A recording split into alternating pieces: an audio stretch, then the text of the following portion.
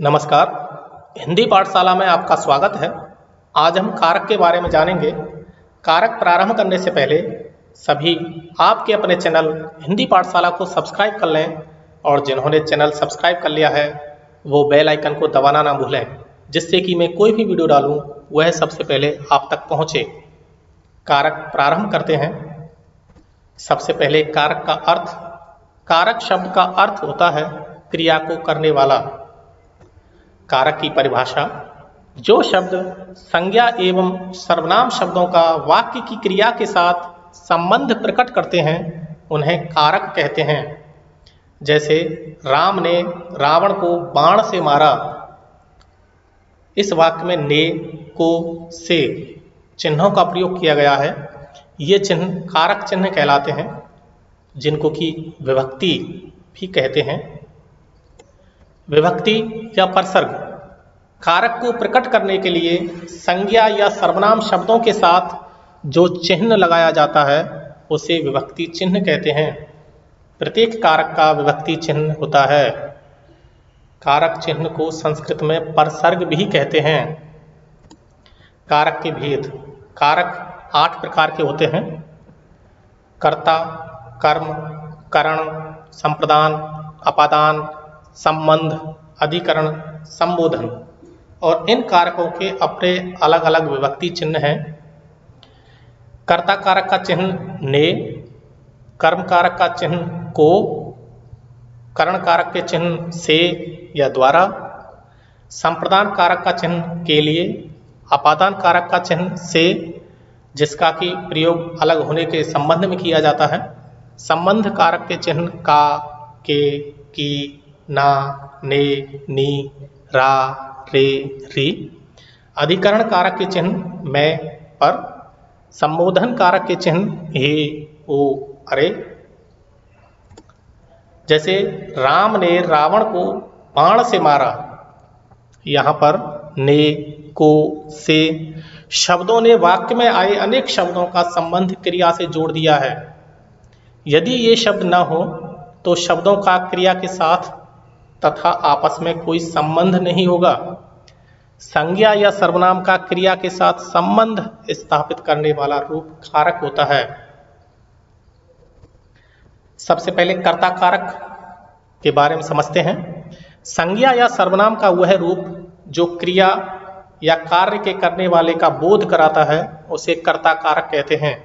अर्थात क्रिया के करने वाले को कर्ता कारक कहते हैं। कर्ता कारक का विभक्ति चिन्ह ने है। अब यह देखते हैं कि कर्ता कारक का जो चिन्ह है ने, वो कहाँ पर प्रयोग होता है और कहाँ पर प्रयोग नहीं होता। सर्वनाम शब्दों के बाद ने का प्रयोग होता है। जैसे मैंने, तूने, उसने, हमने।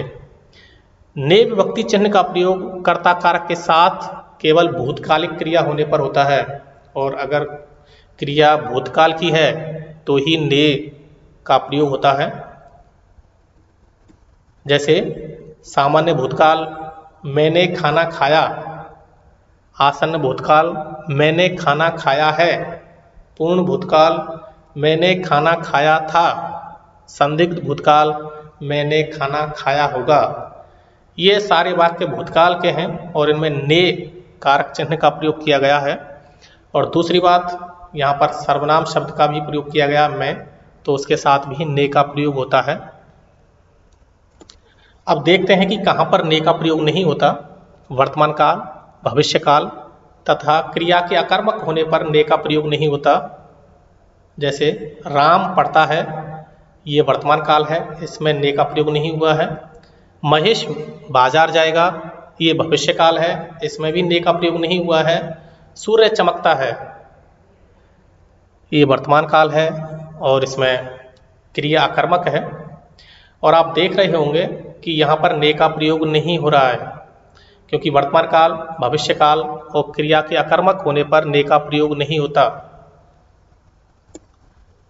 कर्मवाच्य और भाववाच्य में कर्ता के साथ भी ने का प्रयोग नहीं होता। ने के स्थान पर से विभक्ति का प्रयोग होता है। जैसे श्याम से खेला जाता है, रोहन से गृह कार्य नहीं किया गया, गीता से गाया नहीं जाता। यानी कि जो कर्मवाच्य और भाववाच्य होते हैं उनमें भी ने विभक्ति का प्रयोग नहीं किया जाता, ने के स्थान पर से या द्वारा विभक्ति का प्रयोग किया जाता है। दूसरा कारक है कर्म कारक। जब क्रिया का फल कर्ता पर ना पड़कर अन्य किसी संज्ञा या सर्वनाम पर पड़ता है उसे कर्म कारक कहते हैं। कर्म कारक का विभक्ति चिन्ह को है, यानी कि कर्म कारक में क्रिया का फल कर्ता पर नहीं पड़ता, यहाँ कर्म पर पड़ता है। कर्म कारक में क्रिया का फल कर्म पर पड़ता है और इसका विभक्ति चिन्ह को है।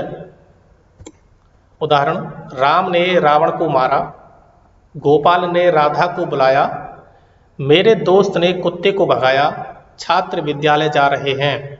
यहाँ भी जो चौथा उदाहरण है छात्र विद्यालय जा रहे हैं, यहाँ को विभक्ति चिन्ह साइलेंट है, लुप्त है, लेकिन फिर भी यहाँ कर्म कारक है। अगर हम इसको बोलें छात्र विद्यालय को जा रहे हैं तो यहाँ पर को व्यक्ति चिन्ह लुप्त है, लेकिन यहाँ पर कर्म कारक ही है। कर्म कारक की पहचान, क्रिया के साथ क्या व किसे लगाने पर जो उत्तर मिलता है वह कर्म होता है।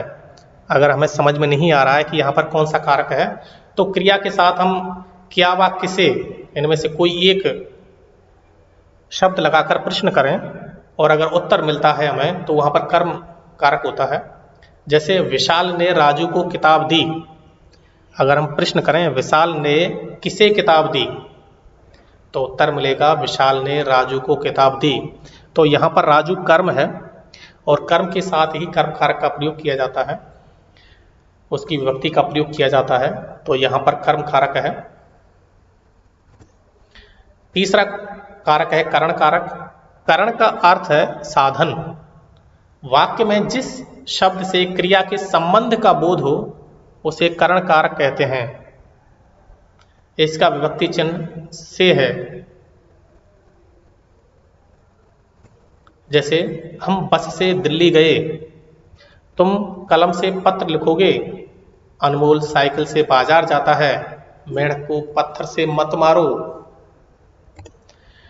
चौथा संप्रदान कारक। संप्रदान का अर्थ होता है देना। कर्ता जिसके लिए काम करता है या जिसे कुछ देता है उसे संप्रदान कारक कहते हैं। संप्रदान कारक का चिन्ह के लिए होता है। जैसे गरीबों के लिए खाना दो, मेरे लिए दूध लेकर आओ, माँ बेटे के लिए सेब लाई, बालक दूध के लिए रोता है। अपादान कारक।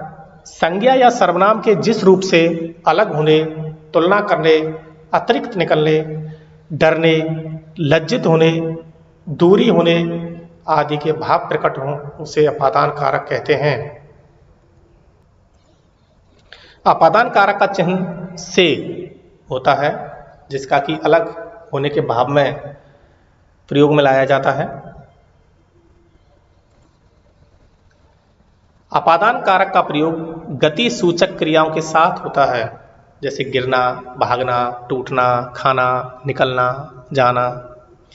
पेड़ से पत्ता टूटकर नीचे गिर गया, लोटा छत से गिरा, सांप बिल से बाहर निकला। यानी कि अलग होने में या जाना, आना, गिरना, भागना, इन शब्दों के साथ भी इस विभक्ति का प्रयोग किया जाता है, अपादान कारक की विभक्ति का प्रयोग किया जाता है।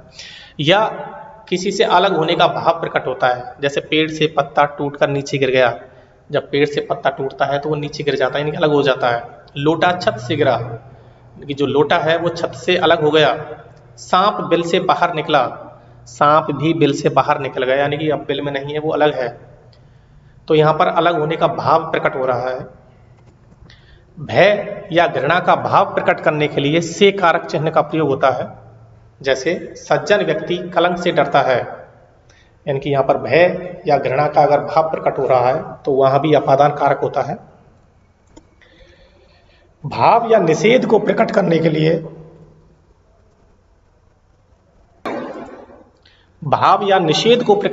लिए से कारक चिन्ह का प्रयोग होता है। जैसे गाय को खेत से बाहर मत जाने दो। तुलना, संयोग, उद्भव, निरंतरता को प्रकट करने के लिए से कारक चिन्ह का प्रयोग किया जाता है। जैसे सोहन मोहन से छोटा है, यानी कि यहाँ पर तुलना की जा रही है कि सोहन मोहन से छोटा है।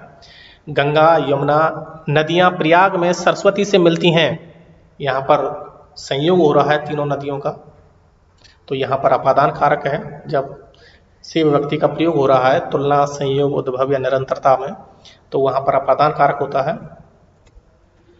नेक्स्ट है संबंध कारक। शब्द के जिस रूप से संज्ञा या सर्वनाम के संबंध का ज्ञान हो उसे संबंध कारक कहते हैं। इसके विभक्ति चिन्ह का, के, की, रा, रे, री आदि होते हैं। इसकी विभक्तियां संज्ञा, लिंग, वचन के अनुसार बदल जाती हैं। जैसे सीतापुर मोहन का गांव है, सेना के जवान आ रहे हैं, यह सुरेश का भाई है, यह सुनील की किताब है, ये मेरे चाचा जी हैं। अधिकरण कारक। अधिकरण का अर्थ होता है आधार या आश्रय। शब्द के जिस रूप से क्रिया के आधार का ज्ञान होता है उसे अधिकरण कारक कहते हैं। इसकी विभक्ति में और पर होती है। भीतर, अंदर, ऊपर, बीच आदि शब्दों का प्रयोग इस कारक में किया जाता है।